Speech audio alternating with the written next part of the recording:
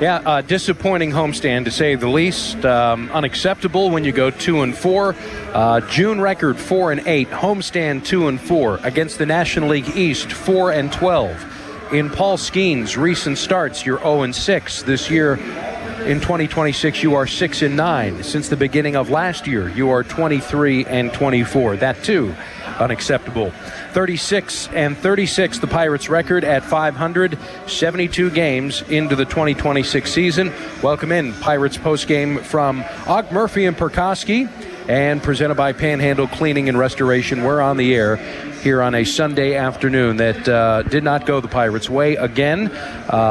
Offensively, the Pirates have been one of the best teams in Major League Baseball. Came in top 5 in runs scored, but not this series. They played at just 8 total runs in the 3 games. They had just 3 total hits with runners in scoring position in 24 at-bats. They left 26 runners on base over the 3-game series as Miami goes to 10-2 in the month of June, the best team in Major League Baseball this month. All right, phone calls at 412-928-9370. You can text as well. You can leave some comments on our live Twitter feed if you'd like to listen there, or of course participate in the YouTube chat. We'll hear from Don Kelly momentarily, plus others inside the Pirates clubhouse, including Paul Skeens. But John Wehner brings it to us first here. His thoughts on what turns out to be not only a disappointing series, dropping 2 of 3 to the Marlins rock, but the homestand at large. Yes, the Dodgers were here, but 2-4 on your home turf. You got to be better than that if you're going to be a better team. Without a doubt. You got to play better at home. I think Chuck in Uniontown has talked about that a bunch lately. We got to win more games at home. Obviously, running into the Dodgers, who are a really good club. We didn't do well against them. This Marlin club comes in hot.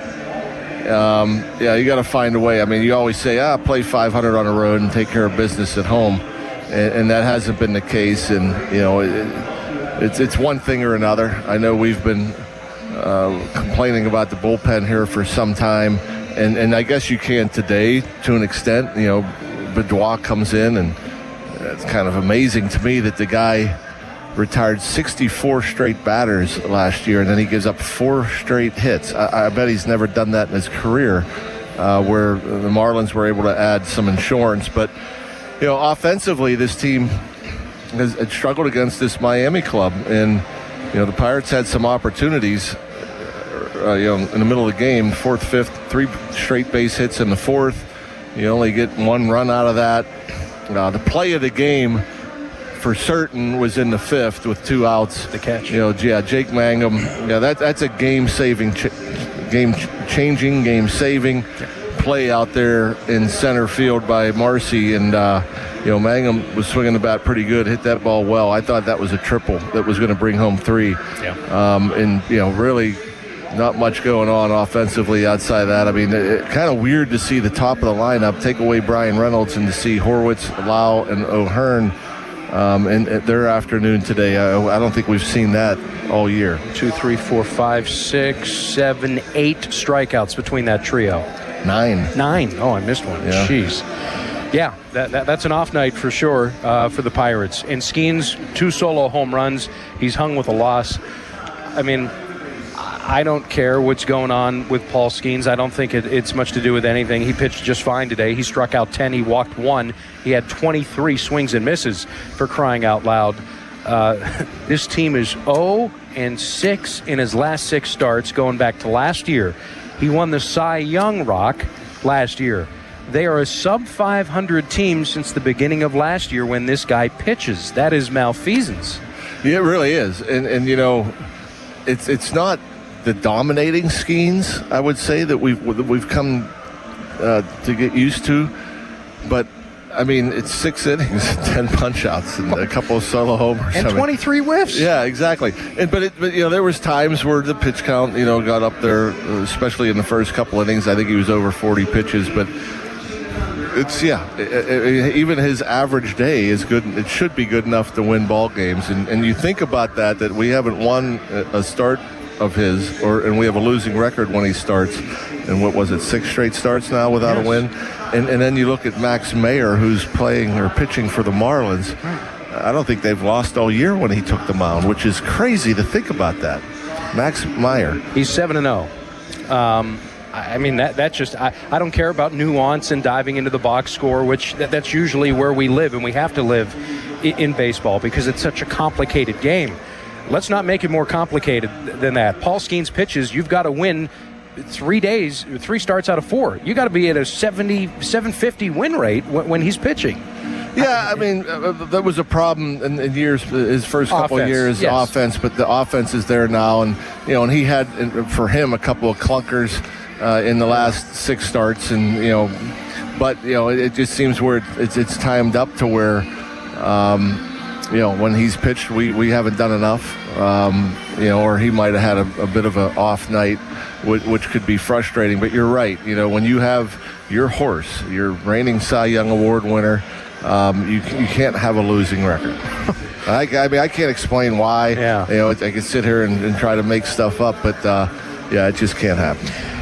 You're underneath 1 run, and Brandon Benoit is the best option that Don Kelly has available to him. Obviously, Carmen Mlodzinski, apparently that's in a no-fly zone, and they're just seemingly going to marry him up with Jared Jones, who pitches tomorrow night. So the Pirates essentially have a 6-man rotation without the benefits of that extra day of rest, if that's what they're going to do, pitch Mlodzinski exclusively with Jones. And that's a tough situation there because you're underneath a run, and probably your worst reliever performing here over, at least lately, is the option when you're underneath by just 1 run. That's a leveraged situation. Well, that is interesting. You bring that up. I mean, yeah, when I saw Benoit come out, I was curious, and I'm going through my mind who's available. And I know Mattson was here. I thought maybe you would see Mattson in there. I'll say this, as far as Mlodzinski, because I know we talked about this Friday night, and not knowing his availability or hoping that he's not just going to be available once a week or whatever when Jones pitches. But having said that, if we're up 3-2, that's what I want to know. When we're down 2-1, okay, so you're fair. Not, you're kind of chasing a win if you're going to throw all your leverage guys out there when you're down a run. But if you're up 3-2, that's where I would have been curious to see who's coming in. If Mlodzinski's that guy, if you're up 3-2 instead of down 2-1.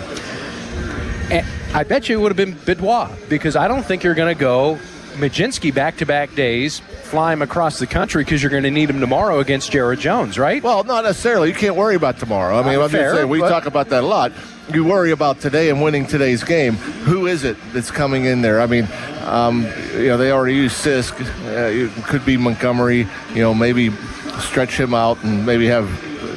I mean, the righties has been a problem for sure, and we might have a solution in Mlodzinski. If he is available to pitch as a traditional reliever. But apparently, it doesn't appear that they're using him that way. Like that's my point. That's my thing. If we were up 3-2 and we didn't see Mlodzinski, to me that would be a problem. Yeah, and we haven't seen him in any other scenario outside of coming on the back end of Jared Jones. So again, now you've got a 7-man bullpen that isn't any good, and the best guy out there is essentially used as a starter every 5th day. Just have a 6-man rotation at that point. You know what I mean? And then spread everybody out. Yeah. And then you're solving the Ashcraft innings, and then the workload, and everybody's getting an extra day, and yada, yada, yada, because that's the drawback of a 6-man rotation is the taxation that it puts on your bullpen. Well, guess what? They're doing it anyway at over 5 days. So it's all, I mean, and the answer to me is, external help. And until that comes, here we sit. It's just like the 2025 shows, but instead of talking about the offense, we're talking about same old. So I don't know. I'll let my blood pressure get up. I'll let you off the hook here. I don't need to bring you down into the gutter with me. There's nothing else. What else you could say about the whole situation? I mean, when you just look at the names and you look at the history of the names available from the right side of that bullpen, you think that you might have answers there with Ramirez, with Santana, with Mattson. Yes, but the thing is, it just hasn't been consistent, and it's been kind of scary, and I don't know how much trust the Pirates have in those guys, and I don't know how much confidence they have in themselves, which is a compounding problem. Yeah, and the fact is that it's June 15th and not May 15th, which makes this all the more troubling, because I think I can buy time and past performance and thinking that guys are going to rebound if we're, back in time. It's May 15th, but it's June 15th, and I think, this is sort of what it is. So anyway, it is what it is, I guess. And the Pirates are sitting right there in the congested middle of 36 and 36 with a big road trip coming up against the A's. That's a really good hitting team. Man, I was impressed with them coming through last year.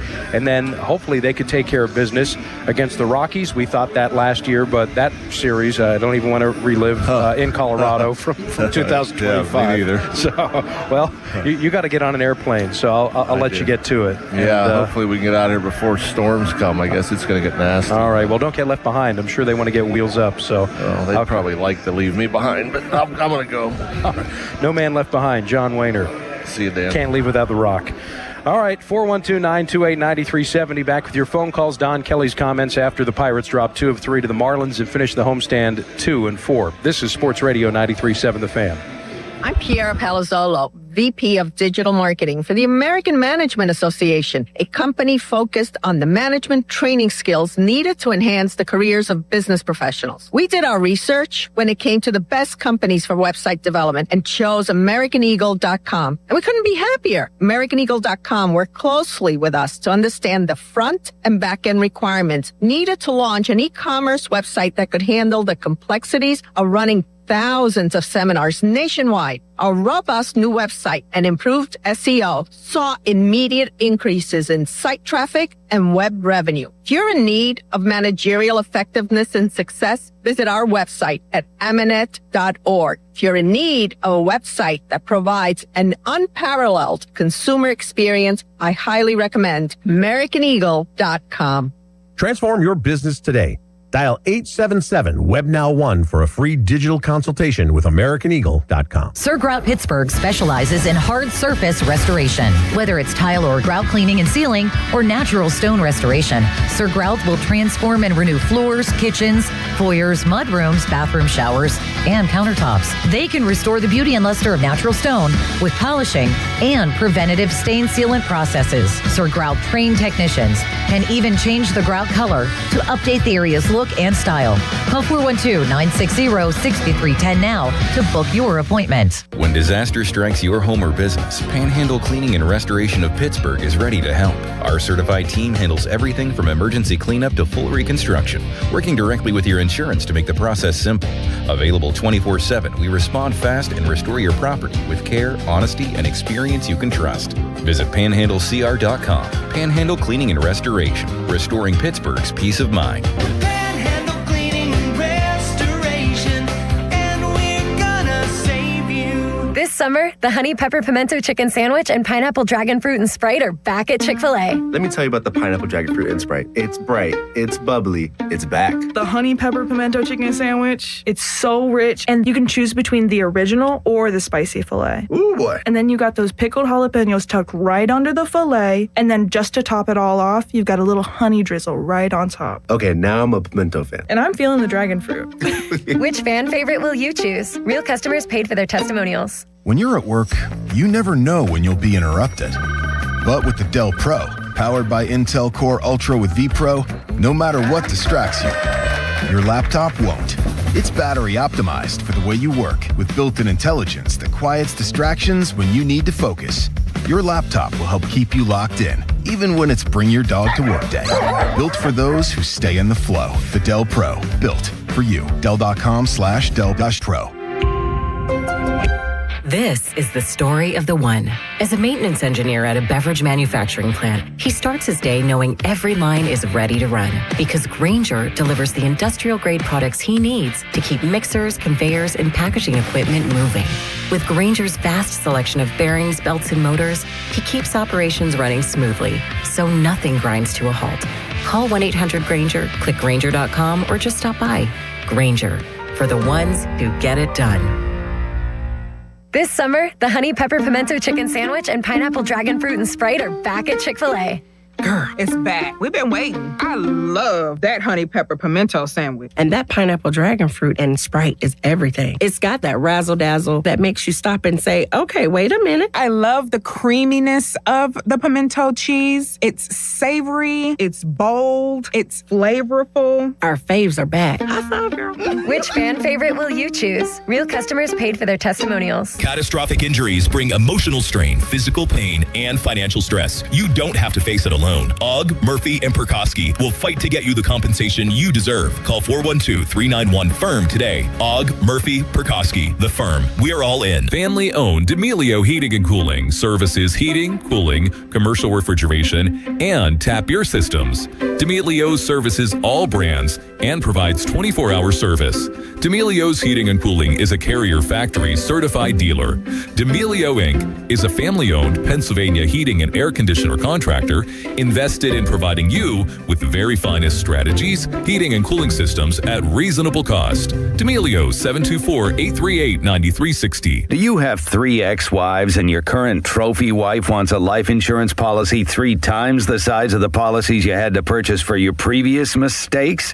If so, you need to call Big Lou at Term Provider, 800-700-6898. Big Lou is intimately familiar with your problems, and if you're 50 or 60 years old and in reasonably good health, a $1 million policy should only cost about $100 to $200 per month. Big Lou may have a solution for your previous policies as well. You may even save enough money to lighten the load on your new $1 million policy. Remember, call Big Lou. He's like you, except he's only on number 2. Call Term Provider at 800-700-6898. That's 800-700-6898 for $1 million in term life insurance that you can live with. Call Big Lou at 800-700-6898. 800-700-6898. HD1 Pittsburgh, an Odyssey sports station. Live from the Jim Shorkey Mitsubishi.com studios, North Huntington and North Hills. Always live and free on the Odyssey app.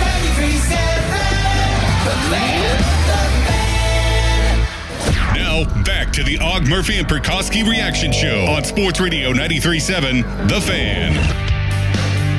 The pitch to Mangum. Line drive right center field. Coming on the center fielder makes a diving catch. Marcy just robbed Jake Mangum of extra bases, and the Pirates would have had the lead. Yeah, that's a bases clearing triple. That is a heck of a play. I didn't think he had any chance. So save the game. It's our play of the game. Brought to you by Sir Grout, your local tile grout stone restoration specialist. Big catch on Jake Mangum, who stung a ball in the 5th inning with the bases loaded and 2 outs. Mangum, who is 2 for 2 and has 23 hits in his last 19 games, was robbed of extra bases, of course, with his speed, and the Pirates' opportunity in that 5th inning golden and taken away by Jacob Marcy. Pirates fall to the Marlins this afternoon, 4-2 at PNC Park. They drop 2 of 3 to the hottest team in baseball, who is now 10-2 in the month of June. Bad news, Pittsburgh is 4-8 in the month of June. They go to 4-12 against the National League East. They have struggled against this division, winning record against everybody else. 412-928-9370, a chance for you to state your case on this one. Frustrating. Pirates bullpen again. Few runs given up by Brandon Beddois, 2/3 of an inning, couple of runs, 4 hits. Actually turned out to be the difference in this game. We might be playing baseball still if Beddois was able to throw up a 0. And the fact that the Pirates went to him in a 1-run game underneath by just 1 run, that he was the best available arm from the right side, says all that really needs to be said. And I was really doing some thinking as I was watching the Marlins' 2-run, 4-hit attack, where 8 came to the plate, and Beddois could not even get through the 8th inning cleanly. Is this it? Is this what he has? Don Kelly, that is?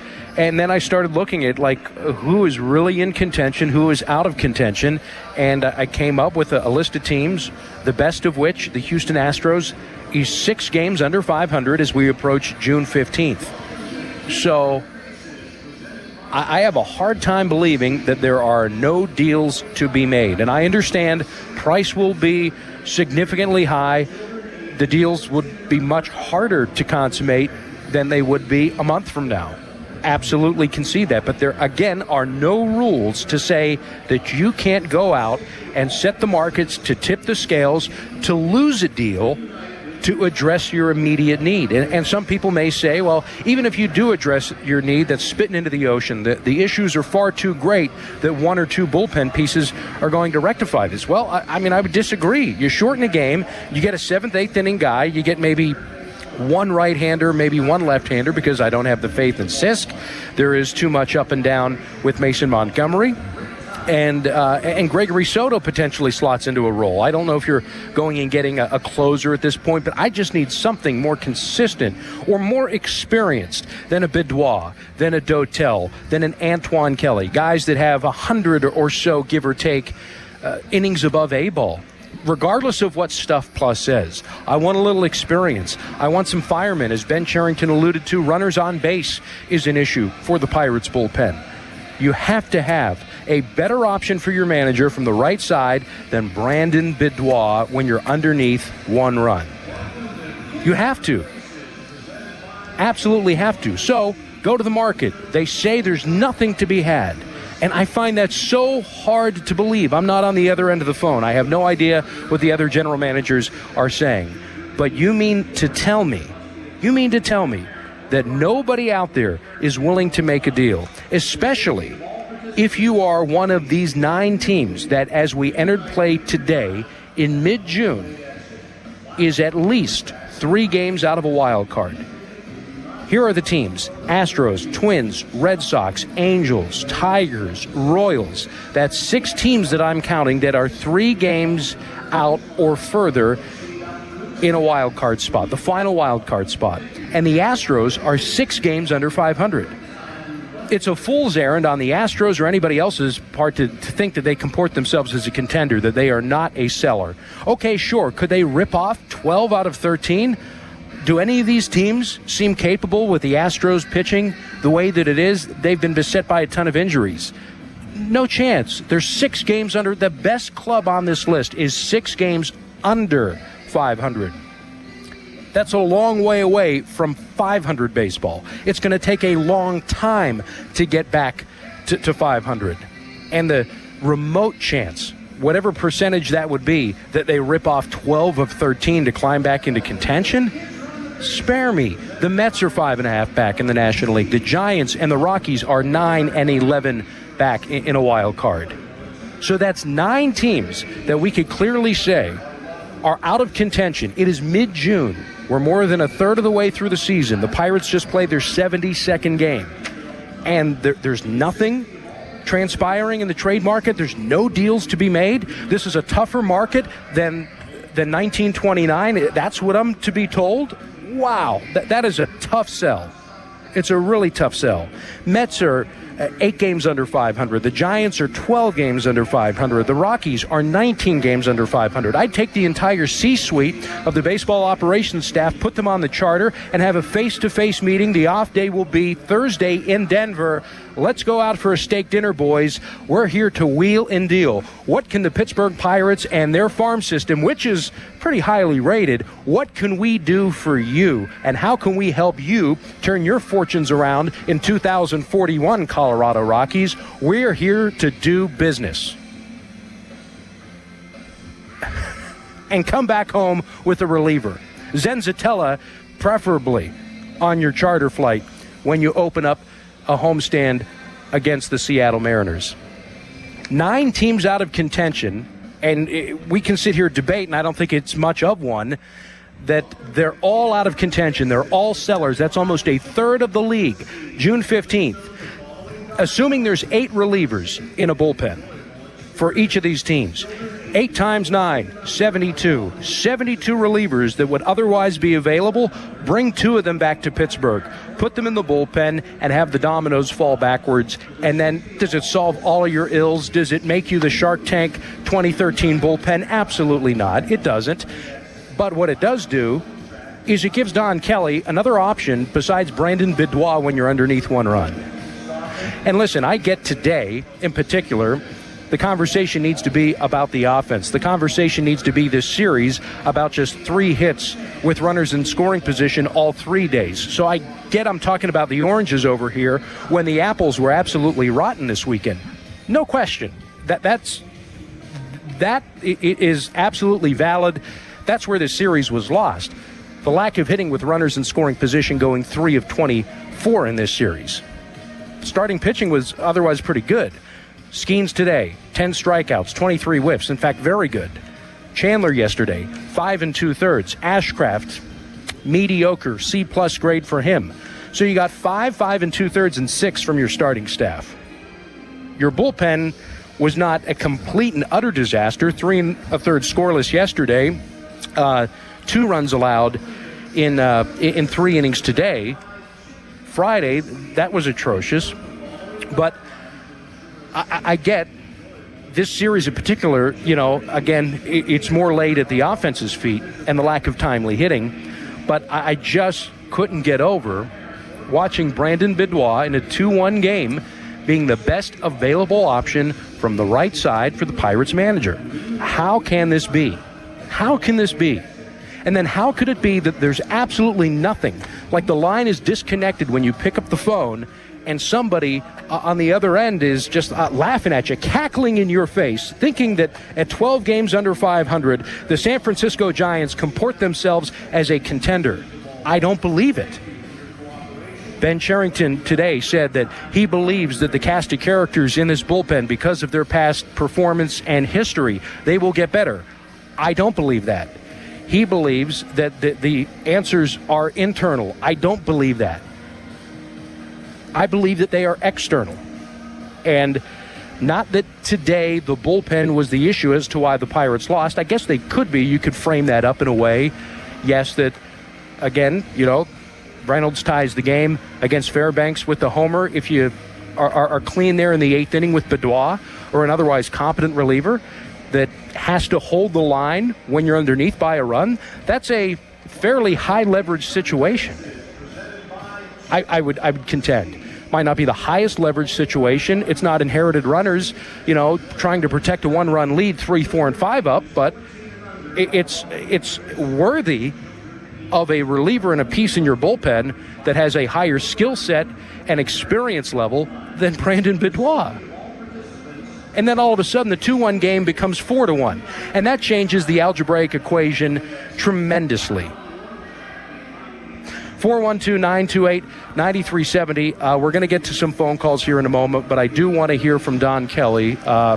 And we're going to hear from Paul Skeens before it's all said and done. So let's listen in. Bucko skipper after the Pirates fall to the Marlins. 4-2 your final score. Bucks finished the homestand dropping 4 of 6. They are 4-8 in the month of June. And against the National League East, they are 8 games under 500 this year at 4-12. Here's DK. Yeah, I thought he got into a great rhythm there as the game went on and, really attacked with all of his pitches. Was efficient and pitched extremely well. I thought gave us a chance to win. On those 2 home runs, do you think it was just you just got beat? It seemed like they were located pretty well. Yeah, I thought they were located pretty well too. I thought maybe the changeup, if you're nitpicking, was up maybe a little bit more than he would like, but I thought they were decently executed. It's now 6 straight games with Paul on the mound where you guys haven't won with him on the mound. What's gone into that? Have you had a chance to kind of break that down at all? I think when you're looking at it, we just haven't been able to put a complete game together. I don't think last year it was maybe the run support. We've had starts throughout those 6 where we've scored runs. We've had starts that, offense has been there and, other things have happened. I don't think we can point to one thing and it's consistent throughout all the starts. We just need to continue to go out there. Paul gave us a chance today. And again, going back to, we left a lot of guys on base. I thought Marcy made a heck of a play in center field on Mangum's ball to rob him of extra bases. And that was multiple runs right there if he doesn't make that play. Donnie, is the lack of triple-digit velocity like we've seen a lot with Paul in the past, just on the heater in particular, is there an explanation there, or is that of concern at this juncture? I don't think so. I mean, he's been pretty consistent, in that 96 to 98 range. He's been mixing in the splinker. I don't think that, not getting to 100 is something that I think that we've seen that tail off even last year a little bit from his first year. So I don't think that is causing any concern.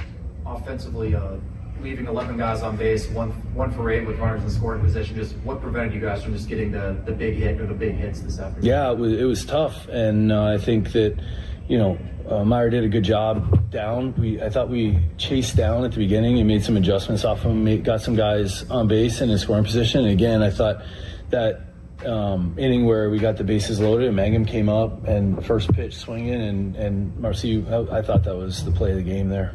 Tony, what went into your decision to with Bidwell in a high leverage spot here to start game? Yeah, Bidwell, like his stuff, like what he's been able to do out of the pen. He's got strikeout stuff. It just seemed like the slider wasn't as sharp today as it can be, and he's able to get strikeouts and just didn't have his elite stuff today. Tony, what's the availability of Mlodzinski to come in for something like that, or is he strictly, to what John is referencing here, is he strictly the piggyback guy for Jones? Right now, would you use him in that role if you wanted to? Right now, he'll be behind Jones tomorrow, and as we go, we'll see what changes there. What did you see from that since first time back up here? I thought he threw the ball well. Velo was up, used his off speed much better, and I thought the 2 walks in the last inning, but he was able to navigate that, and really encouraging to see the velo up and the way he was able to use the off speed. What did you make of the 2 home runs that Skeens gave up? Seemed like they were pitchers that were a bit surprised and made them as home runs a bit outside there. Yeah, I thought they were pretty well executed, and they found a way to put a good swing on it. So wait a second. Did I just hear there towards the end, and this was in managerial code here, about Carmen Mlodzinski's availability, that they're going to pair up, I think was the term that was used. And Sean, if you can, please go back in that audio and just clip that up, because they did ask about Mlodzinski, perhaps his availability. And if I'm hearing correctly from the manager, I just want to be certain that I heard it, because it's a little loud here at the ballpark through the headphones, and I don't want to take anything out of context. I don't want anything to, be construed or misconstrued by my part. But we're matching up Mlodzinski with Jones. I think I may have heard that. Now, and again, I don't want to take too many creative liberties here and assume or fill in blanks, but based on what we've seen here through now, this will be the 4th turn in the rotation for Jared Jones, if I'm not mistaken. And so then you go ahead and look at Mlodzinski's outings. Have they not? And again, I don't want to misspeak, and if I do, I want to be factually correct here. I apologize in advance. It's going to be the 4th start for Jared Jones. And I'm just going to try to go through here and see if Mlodzinski's mirrored Jones completely, and it's always been a piggyback situation. And based on the stuff that he pulled when he was told that he was going to the bullpen, which I've been on record, and I've been an ardent supporter of his, Carmen Mlodzinski's, but if there is some form or fashion of restrictions, strings attached, stipulations on him going to the bullpen that he has to pitch on regular rest, or this is just completely marrying him up with Jones, then that is beyond asinine, and we have patients running the asylum, and somebody needs testicular fortitude and to run their damn organization. Okay? I'm going to say that plainly, clearly, and directly to anybody from the owner to the president to the manager to the general manager. If that guy is driving anything and he's telling you when he can pitch or he's only pitching a certain day, we have lost everything. The season is over today. Sean, let me know when you have that. I want to be able to hear that they are they specifically marrying Mlodzinski up to Jones, thus making Mlodzinski unavailable for other situations. I might be able to buy here that you're flying across the country, you would need Mlodzinski for tomorrow, because listen, somebody has to pitch and come on the backside of Jared Jones. But then again, what did Jones do his last time out? If I'm not mistaken, he went 4 innings, but he went 5, I think, the start before that. I'm flipping through the book here feverishly. 5 scoreless innings. And then Mlodzinski came, and he didn't pitch again. I'm just going the last 2 times around. No Carmen. Yeah, wouldn't you know it?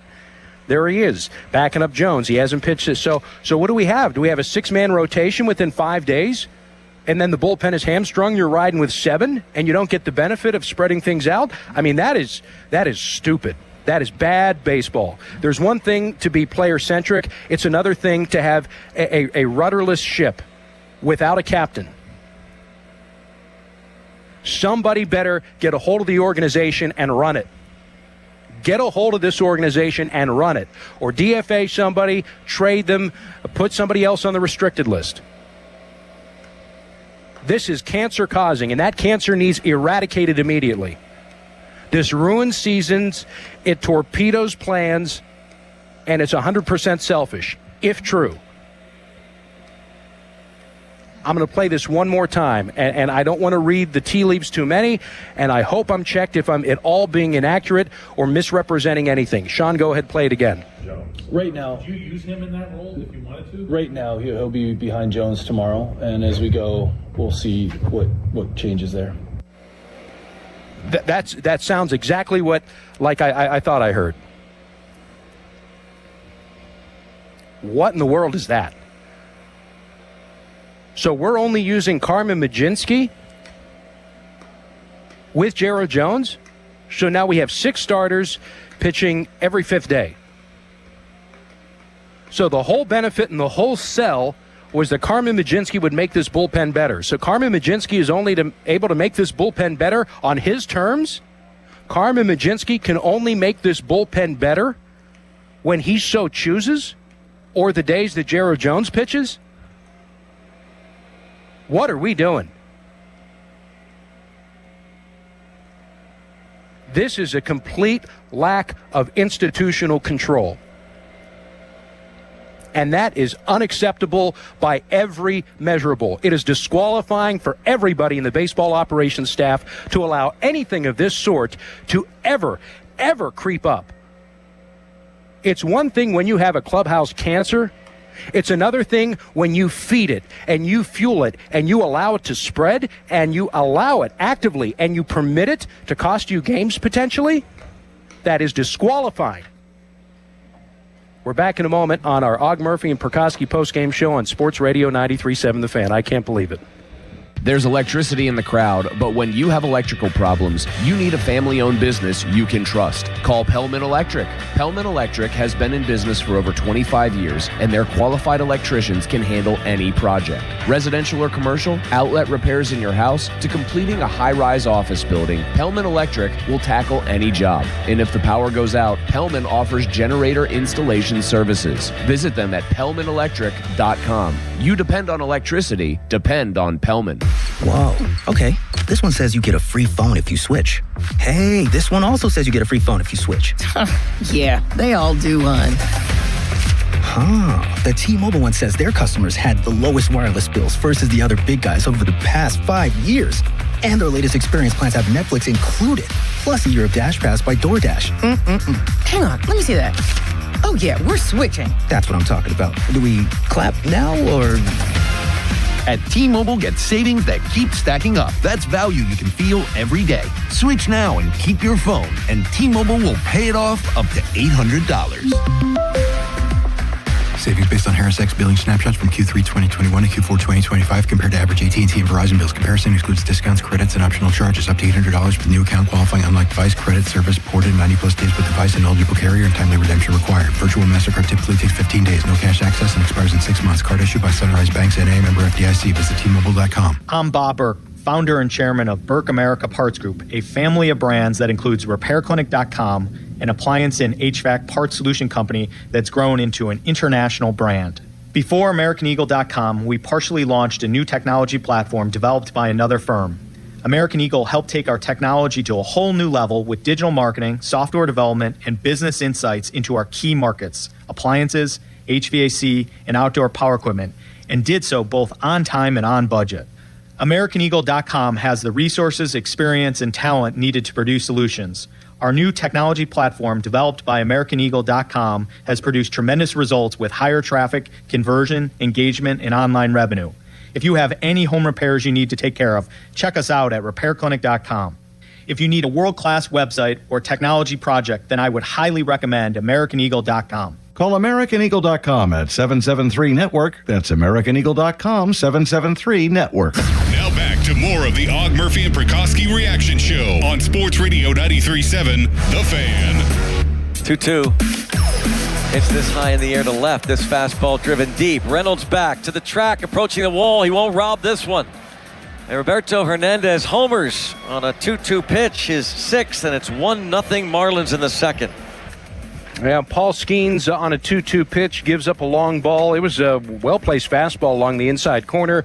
Joe Mack, 1-1 pitch. A couple of batters later, takes a changeup off the plate, maybe a little bit up, drives it out of the ballpark. Really, two solo homers shouldn't sink you, and you have to have better respect for your ace, and the Pirates did not today. They were shut down, though, by one of the best pitchers in the game. He's 7-0. Mad Max Meyer. 6 innings of 1-run ball.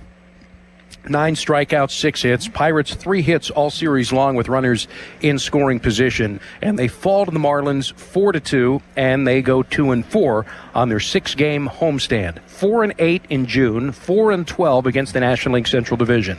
Paul Skeens starts.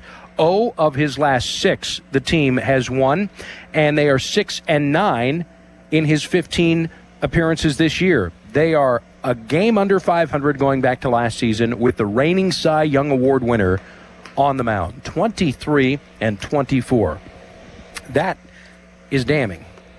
Pirates at 500, 36-36. We heard from Don Kelly and essentially revealed, and I caught towards the tail end, sort of trying to translate the code, because, again, to me, I'm looking at the 2-1 game. Brandon Beddois is the only option for the Pirates manager in a 1-run ball game in the 8th inning when you have 6 offensive outs left and you have a top 5 offense in baseball. Granted, they did not perform well in this series offensively, but I like the Pirates' chances. They have shown resiliency all year long. They have come back.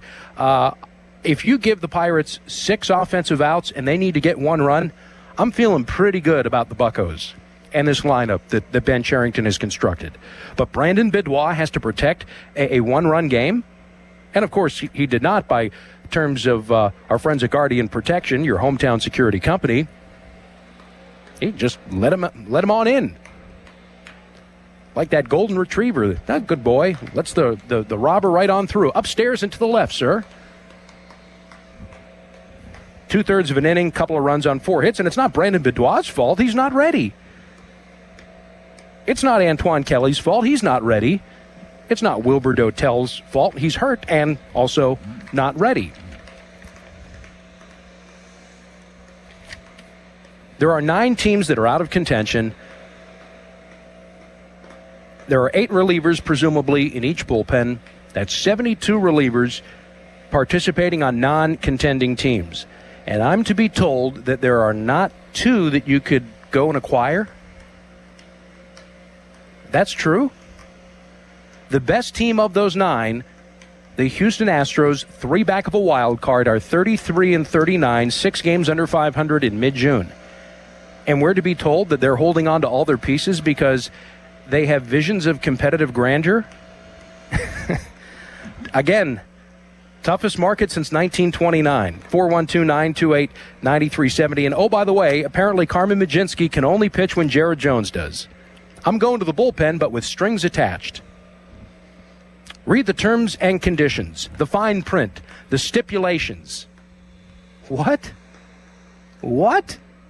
That's essentially what I just heard from Don Kelly, and I want to, Sean, do we have that clip? I don't know if you could pull that out on its own, because I might have to listen to that 10 times before I truly believe what I just heard post-game from the Pirates manager, because he was asked when when you might go to Mlodzinski in a situation that isn't the true bulk relief or a piggyback role. So here it is. Once more. Right now, Would you use him in that role if you wanted to? Right now, he'll be behind Jones tomorrow, and as we go, we'll see what changes there. Say what? If I'm not mistaken, did this not happen in Milwaukee last year? Because I remember when I was prepping for the White Sox series and Aaron Savali was pitching for them, and if memory serves, isn't that the Andrew Vaughn Pat Murphy punted. Yes, Pat Murphy punted Aaron Savali, who did the same thing. There wasn't room for him at the inn in Milwaukee last year, and he refused a bullpen assignment. And I was thinking, like, this happened somewhere, and I was racking my brain in the break, and it just kind of occurred to me just now, right? Snap of the finger. It was Aaron Savali with Milwaukee last year. But you know what the difference is? Instead of terms, conditions, bending knee, capitulating, kissing a ring, Pat Murphy punted his ass to the sun, and that guy, I think, was traded within 18 hours, if I remember correctly. And I'll have to look back at my notes because, again, I was prepping for it for the White Sox series last year. I think Aaron Savali pitched. He was with the White Sox, and didn't they trade maybe for Andrew Vaughn? And Vaughn, of course, carried them offensively. Difference between the two organizations, right? One has a 4-game lead in the National League Central Division, and the other, they're limping on a plane right now. They are 4-8 in the month of June, and they are headed to Sacramento with their tail between their legs. Their season in the balance, and apparently, cancer running rapid through the clubhouse. Man alive. And maybe the damage is already done. And listen, I'm trying to go back and piece everything together. When was the announcement actually made? And does this coincide with a 4-8 record? When was Majinski's last start? I'm going May 25th, I think, if I'm not mistaken. Yeah, Jones's first start was Friday the 29th, right before June. All the drama.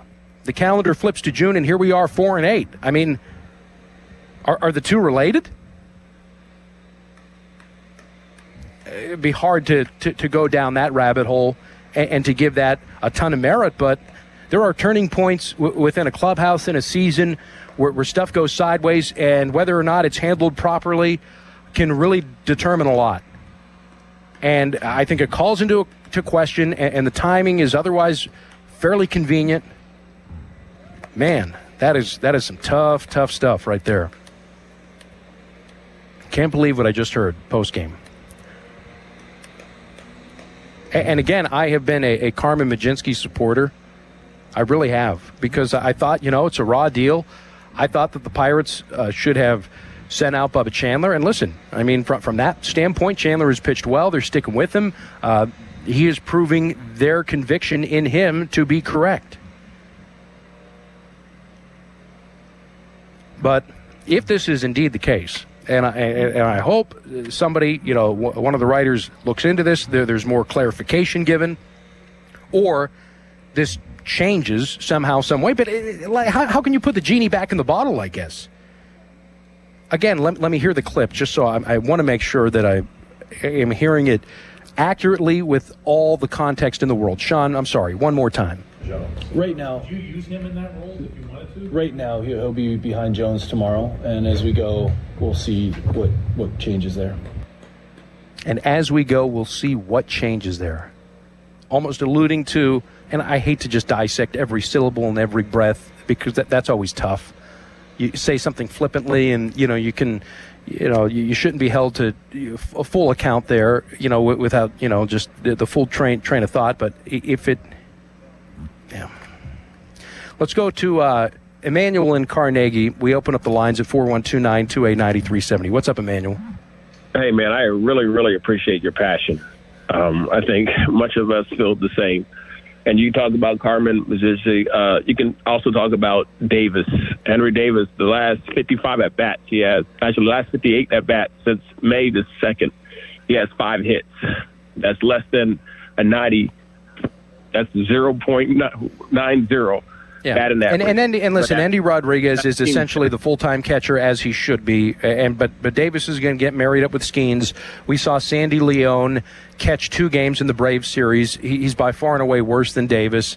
It happens all over the league. It's happened for years and years with aces being paired up with the catcher that they want to be paired up with. And I mean, I'm okay with that. I understand people feel that an at-bat or two can change a game, and yes, that might be very well true. And Andy Rodriguez has proven that to be more true, at least with this club at the moment, without Cruz and Griffin. So, yes, the importance of every at-bat has been magnified, right? And I do step back here in this 4-12 record, or 4-8 record in 12 games that the Pirates have in the month of June, and let me put that disclaimer on it, without Cruz and Griffin essentially. But I mean, Henry Davis I don't think is going to hit anytime soon, and I don't spend a whole lot of time and energy on Henry Davis, because if Paul Skeens wants Henry Davis, I give Paul Skeens Henry Davis. And yes, a terrible at-bat, right? The Pirates could have broken things open in the fourth inning. You're 100% right. Infield fly, fourth inning, terrible at-bat, unproductive at-bat. Caught stealing in the strike him out, throw him out in the sixth inning. What's going on there? Runner in scoring position in the second inning. Absolutely. At-bats of consequence, and he abjectly failed. I will never defend Henry Davis, and think that he's a good hitter, that he's worthy of being in the lineup from an offensive perspective. But do I give Paul Skeens what he wants? Do I give Paul Skeens his game planner throughout the week, the guy that he feels comfortable with, that he has chemistry with? Yes, I do. I capitulate to the star there, because he's the Rookie of the Year, he's the Cy Young winner, and many others do the very same thing, and that doesn't necessarily make it right, but maybe it does. And plus, you can't run Andy Rodriguez into the ground. This is day game after night game. 4 out of 5, that's when usually catchers, that's how they rotate in and out. So long as Davis isn't getting the 3 on and 2 off, or the 4 on and 1 off, I'm good with it, him catching Skeens exclusively, because Andy Rodriguez has earned his at-bats and playing time, and we're even seeing Don Kelly pull back on it, right? He's pinch hitting for Henry Davis in certain situations here when there's runners on base. So he is gaining less and less favor with the manager, and we're seeing that real time. Thanks, I appreciate it, Emmanuel. Let's go to New Kensington and Carl. You're on Sports Radio 93.7 The Fan. Hey, Dan, how's it going? Good, how are you? I'm good. I know you're mad about the piggyback system, but that's not a new idea. I did not say that. I did not say that. What I did say, because I think we just learned that the Mlodzinski is being used exclusively. That's what I'm hearing from Don Kelly postgame, because there have been other scenarios since he's gone to the bullpen that did scream for Mlodzinski. And we haven't seen Mlodzinski. Well, why haven't we seen Mlodzinski? I understand what the piggyback is, and I get that one. Hold on, no. I'm not done. Don't interrupt, please. I get it. I know about the piggyback situation. I understand the Jones scenario, but to say that, and it sounds like almost Mlodzinski, based on past history, and maybe I'm assuming things and filling in blanks here, and I apologize if I am. But it sounds like they are marrying the two together every fifth day. So that means, Carl, you have essentially 6 starters, but without the benefit of a 6-man rotation. And Mlodzinski is available no other day. He can't pitch twice every fifth day. You can't use him for 3 innings, if you will, on the backside of Jones, and you can't use him for 1 inning in a leverage situation when there is nobody else. So he's otherwise unavailable. So he's on a starter's schedule and a starter's regimen. And now, so the Pirates have 7 relievers. I'm allowed to talk, right? Go ahead. Yeah, sorry. Go ahead. I just wanted to get my point out, so now the floor is yours. So I think with this piggyback system, it's actually like a Oakland Athletics idea where you have 7 starting pitchers, and then the 4 I know what a piggyback scenario is, and I know how it works. The weakest pitcher. All right, so you don't, I'm going to let you go. I'm going to let you go because you're just explaining what a piggyback scenario is. We know what that is. I understand you need one for Jones, but the whole purpose of Carmen Mlodzinski going to the bullpen was not necessarily to just piggyback Jones. It was to make the bullpen better at large. And we're now basically learning here that that's not available. That's almost a bait and switch to the fan base. because the whole purpose was, and I think Donnie even said it explicitly, that Carmen was going to be able to help in scenarios, and he painted scenarios in selling the move to Mlodzinski in the bullpen publicly that while this scenario, that scenario, this scenario, we really could have used Carmen. Well, Carmen has only pitched when Jones has pitched. That's called a guy that is reserved essentially on a starter's schedule. And we're about to see Jones throw for the fourth time. Coincidence through the first three times? Maybe. But this moment, I would say, sort of did scream Mlodzinski. You were underneath the run, but what if you were ahead of a run? I don't know. Greg in Youngstown is on Sports Radio 93.7 The Fan. Hey, Dan, how's it going? Good. Hey, here's my feeling on what they're doing. I can predict this. They're going to let this play out for 3 weeks. If they don't see this turning around, and they're not going after any relievers right now, so don't hold your breath. If they see things are going south, they're playing for next year. Brandon Lowe's going to get traded because he's on an expiring contract. Ashcroft's pitch count's going to be, they don't want to overpitch this guy. I think Chandler needs another year. They're seeing where this goes. And this doesn't go well in 3 weeks. They're just playing for next year then. Unfortunately, we can all complain, and I can complain, but this is for next year because Lowe's not on the team next year, and they're going to probably trade him by the deadline. So I think they're going to play it out till next year. I don't want it to be this way, but you're not going to see any trades for relievers, so don't hold your breath on that one. Well, I mean, then that goes against everything that we were told by the president, period, full stop, that they are going to compete this year. And I believe the postseason was something that came out of his mouth. I don't have the quotes, but then that's problematic to the fan base for sure. Jim on the north side, Sports Radio 93.7 The Fan. All right, let's, who else do we have? Is that it? Are we done? Paul in Washington is on the air. Go ahead, Paul. How you doing, Dan? Hello. Hey, Dan, how you doing? Hello. Yeah, Dan, you there? Yes, I'm saying hello to you. Yes. Proceed. Hear me, Dan? All right, let's go to... I can hear you. You can't hear. Let's go to Rich and Cecil. Rich, you're on Sports Radio 93.7 The Fan. Thanks for taking my phone call, Dan. If we're going to capitulate to Paul Skeens, and I see in today's Sunday paper that he felt the owner's offer was totally unacceptable, why don't we force the kid, he's as big as a horse, instead of throwing 104 pitches when he's doing excellent, keep him in there for 120 like Mizorowski. Let him earn his pay. Mizorowski threw 95 pitches the other night. Thanks for the call. Let's go to Buzz in Freeport. Buzz, you're on Sports Radio 93.7 The Fan. Hey, Dan, how you doing? Good.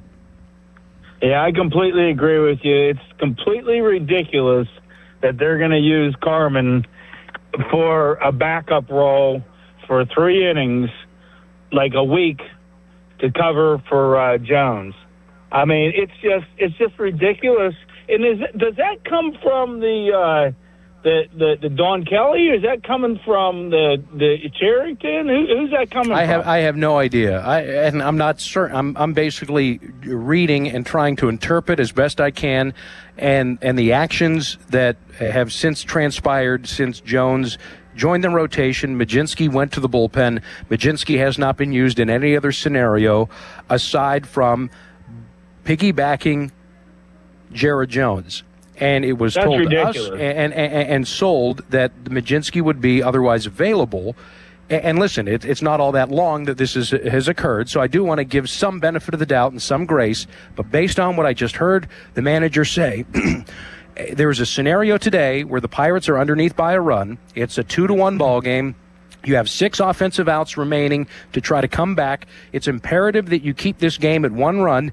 And you mean to tell me that Brandon Bidwell is the only and best available option for that scenario that otherwise would scream Carmen Mlodzinski? Now, listen, they're on a plane probably right now or on the bus on the way to the airport. They're heading to Sacramento.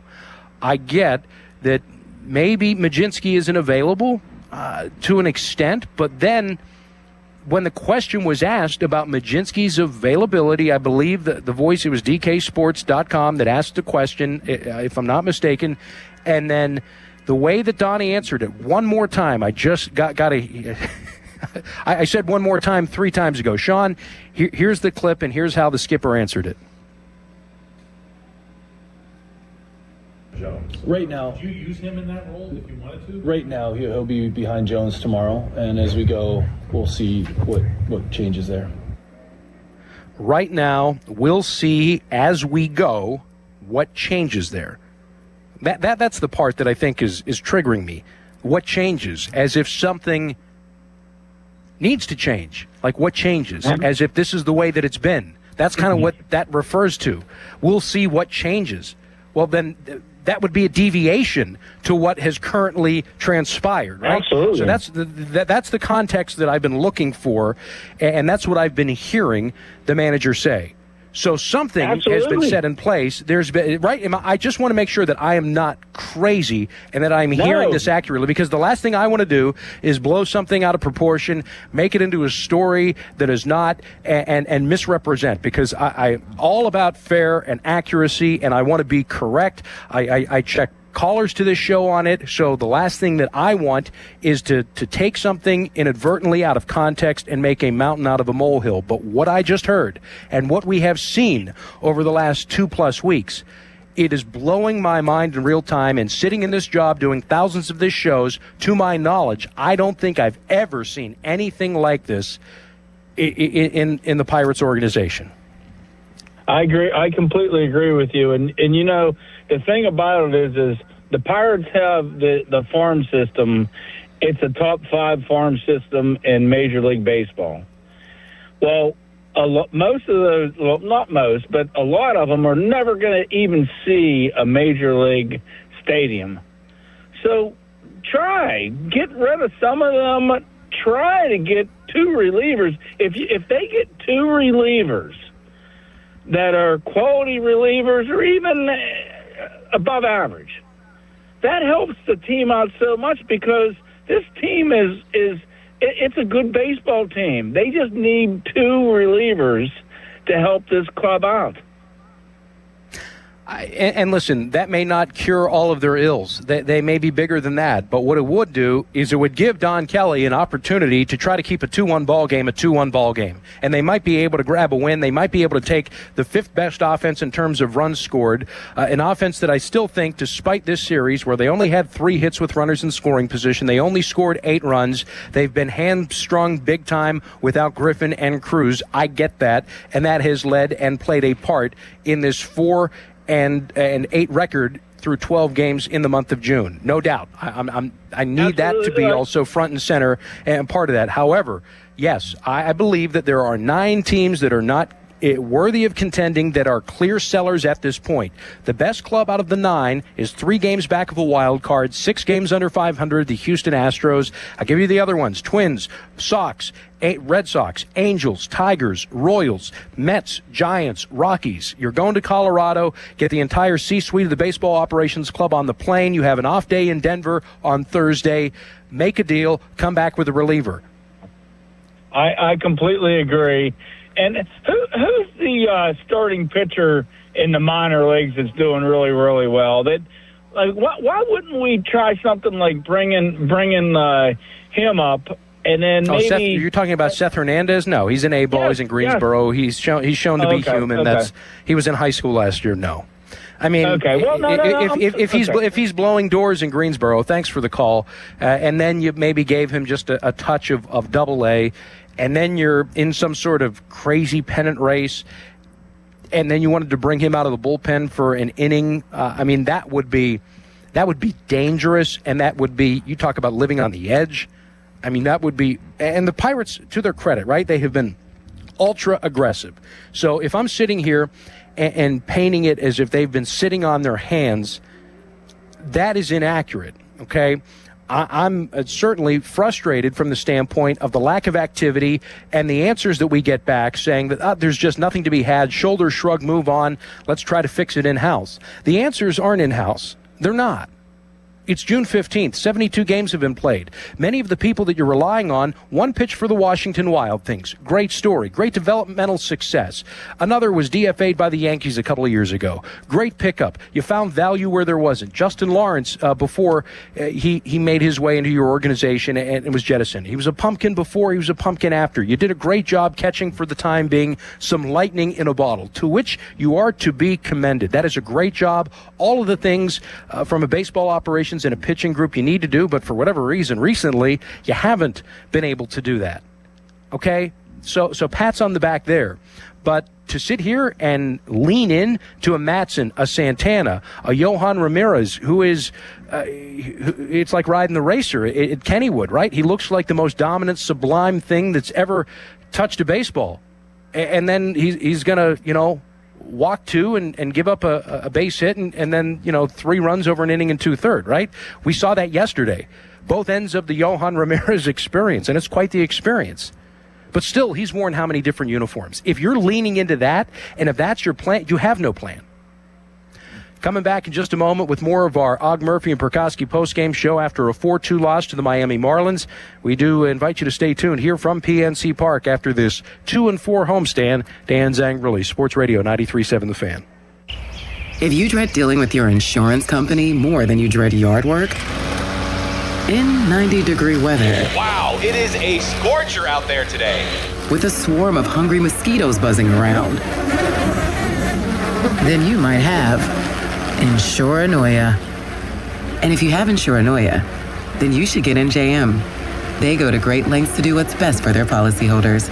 No jingles or mascots, just great insurance.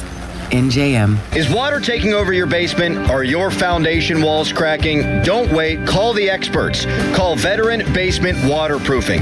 Having 30 years of experience and veteran-owned Veteran Basement Waterproofing believes in honest, experienced inspections and getting the job done right the first time with a lifetime warranty. Don't let water damage your home. For a free inspection, call Joe the Waterproofer at Veteran Basement Waterproofing, 724-217-0677. Here comes the 2-2 pitch. Swing and a miss. He does. He strikes out the side in order, and he matches his season high 10 strikeouts. Paul Skeens, 10 strikeouts, 104 pitches over 6 innings of work. Good enough to win, but the Pirates offense, again, 3 hits with runners in scoring position this series. Couldn't get the big one today. They stranded 11, 1 of 8 with runners in scoring position as the Pirates go to 36 and 36. Thanks for joining us and taking a look at who's hot, who's not. Brought to you by D'Amelio's HVAC in Greensburg. Your comfort is their business. Brian Reynolds extends the hit streak to 6 and the on-base streak to 21. On base 4 times, a double. What could have been maybe a game-tying home run in the 9th inning. Nick Gonzalez also with a pair of hits. And how about Jake Mangum, what he's been able to do? You talk about seizing an opportunity in a moment. 2 hits, RBI single. He has 23 hits in his last 20 games. Mangum is up over 300 on the 2026 season. So all of those guys swinging a pretty good bat. Otherwise, a tough series for the Pirates, a tough homestand. The Dodgers come in and, well, they do Los Angeles Dodgers things, as you would expect. The tough stretch, but this one against Miami, you got to be able to win. Paul Skeens starts. The Pirates have not been able to do that in their last 6. And going back to last year, they're sitting at 23 and 24. That's, that kind of just stands on its own merit. And then, of course, we heard some things post-game about availability and lack thereof of relievers that makes you scratch your head in a big way. Okay, let's see. Pellman Electric player of the game, cutting-edge electrical contractors covering the Tri-State. A quality start for Skeens in the loss. 10 strikeouts matches his season high. Reynolds, for me, I guess we'll go with him because of the homer, his 8th of the year, and the double, and on base 4 times with a couple of walks. Pellman Electric, cutting-edge electrical contractors covering the Tri-State. 4-2 your final score. Pirates take down the Miami Marlins. The Miami Marlins take down the Pirates 4-2. So let's figure this out tomorrow. In Sacramento, Pirates take on the A's. 9:40 first pitch. Jared Jones, and apparently Carmen Mlodzinski will throw and will be on the air at 8:45. JT Ginn is at 4-3 with a 3.15 earned run average. So late night baseball on the West Coast Monday, Tuesday, Wednesday. Jones, Keller, and Braxton Ashcraft off day in Denver, taking on the Colorado Rockies. That's your look ahead, brought to you by Pella Windows and Doors. Visit PellaPittsburgh.com. Special thanks to John Wehner for stopping by the show, for Sean Myers back in our Green Tree Studios, and to everybody who called in. We'll talk to you tomorrow night as the Pirates try to get on the road and get right. They are 4-8 in the month of June, so we'll see how this thing maybe takes a turn for the better. And the good news, by the way, if you're looking for it, Pirates have been in jeopardy of falling under 500 4 different occasions. When their backs are against the wall, they have pulled it out, and they've won each game that they have played as a 500 club after they were 2-3 in the month of March. So if you're looking for a ray of sunshine on an otherwise overcast day, there's one as we end the show on a happy note. We'll talk to you tomorrow right here on Sports Radio 93.7 The Fan. This is the story of the one who keeps multiple buildings running smoothly day after day. Plumbing that flows, HVAC that hums, cleaning supplies that keep surfaces sparkling. That's why she counts on Grainger. With easy reordering online and 24/7 support, Grainger helps her keep the products she needs on hand, so shelves stay stocked and buildings stay ready. Call 1-800-GRAINGER, click Grainger.com, or just stop by. Grainger, for the ones who get it done. My name is Whitney Allen, and I'm a widow. My husband, Ryan, died. We never thought we'd ever have to use life insurance, but the unexpected happened. With Ethos, signing up was fast and 100% online. You can get a quote in seconds, apply in minutes, and get same-day coverage. No medical exams, and you can get up to $3 million worth of coverage. I'm grateful we were prepared. Get your free quote at ethos.com/radio. That's ethos.com/radio. Paid spokesperson. Time spent on application may vary. Online health questions required.